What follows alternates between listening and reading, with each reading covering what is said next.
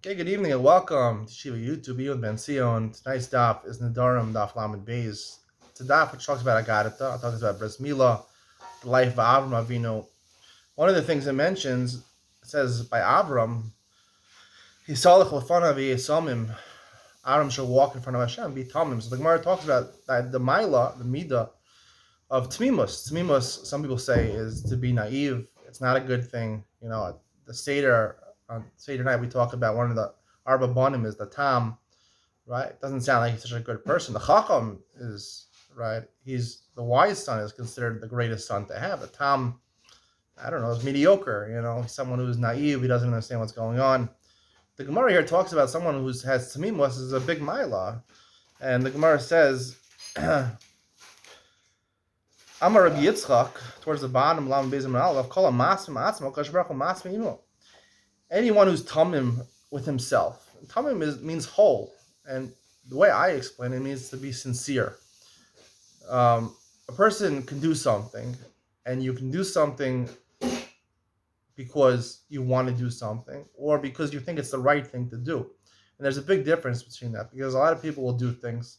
They want to do something, and they know they want to do it. They know it's wrong. Deep down, everyone knows what the right thing to do is. That's why we have a conscience. We know our conscience is our consciousness. That's what it is. We know what the right thing to do is, but sometimes, for whatever reason, we have our own agendas. We want to do whatever we want to do, or we don't want to do something that we know we should be doing. So that's where the idea of nichosh comes in. Nichosh, in a literal sense, means people who look into the future. They're going and asking people what's going to be in 10 years from now. There are a lot of people like that want to find out about their future. But on a deeper sense, it also refers to people who use nichosh. Nichosh is like a nachash. What does a nachash do? A nachash is a unique creature in that it twirls itself and it tangles itself. It twirls around, tangles itself. And it really represents the idea of rationalization. I don't know if there's physically an actual nachash present inside of you, but I leave the idea of nichosh just inside it. It's really the Yetzer Hara. The nachash is the Yetzer Hara. And the biggest Yetzer Hara we have is to rationalize what we do. And sometimes we always know what the right thing to do is deep down inside of us, but we want to do what we want to do. So we rationalize and we use the nachash inside of us. We use the nichosh inside of us and we say, no, this is what, you could even in the from world, you could do it. This is what Hashem would really want me to do. Hashem would really want me to do this, I read his Dvar Torah from my father-in-law today at the Shabbos table, where he talks about Yehuda admitting to Tamar that he committed the Avera with her. So my father was saying that what was so good about what Yehuda did, the Gemara says an amazing thing that he did, that he was Moda, he did Tshuva, and he was Moda, he says, Mimeni, it was from me, I sinned with Tamar. So he's saying, because he was a great person, Yehuda. He was, I guess my father would say he was the chief justice of the court. I don't know, whatever. He was one of the Gedolei Ador. He was one of the biggest people in the generation. He could have made so many rationalizations, he said. He said, potentially Tamar with two babies was going to be killed, going to be burnt. He could have made so many rationalizations and said, he suggested that he can even gotten out of it by saying, let's just, she says she has proof who it was. Let's adjourn the court and try to find out who it is, so they wouldn't be burned. Or he could have made a justification and said it's her fault. She shouldn't have sat on the parsha like a zona over there. Really, Tamar brought it upon herself in a certain sense. A person could have said that it's really her fault. She deserves to die. Because it's very hard to admit the truth. What was he doing, Yehuda? By admitting the truth, he was essentially, imagine a gadol coming out. Gadol Ador coming out and saying he was with a zona, a prostitute. That's what happened. Imagine that. The meaning that is to the gadol. Whatever honor he was given will be taken away in a second. But yet, Yehuda didn't care about that, and he was willing to admit to that.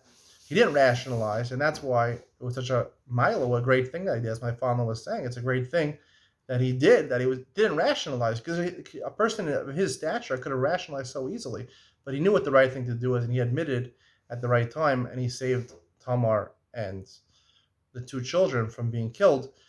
So that's an idea of rationalization. Now, because it's a story time, I want to tell you my life also a little bit. A couple days ago was Thanksgiving.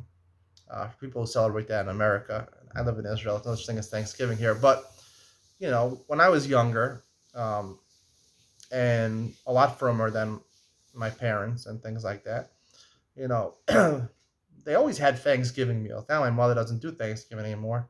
She wrote on the WhatsApp chat that she's baking challah instead of roasting the turkey. She actually made challahs for Shabbos. She doesn't go to Thanksgiving dinners. There's no one no one in my family celebrates Thanksgiving anymore because all of them are, I don't know, I wouldn't say Haredi, but more towards the Hamish Yeshivish sector. So she doesn't celebrate Thanksgiving anymore. But my family, when I was younger, 15 years ago, 10, 15 years ago, we always had Thanksgiving. All our families would come. Sometimes my father's side, sometimes my mother's side. And my family's a modern Orthodox family. No one in my family, except maybe my older sister, is like towards Haredi. But the rest of my family is like, close to modern Orthodox, or some of them less than modern Orthodox now. So I could have made every rationalization not to go to these meals.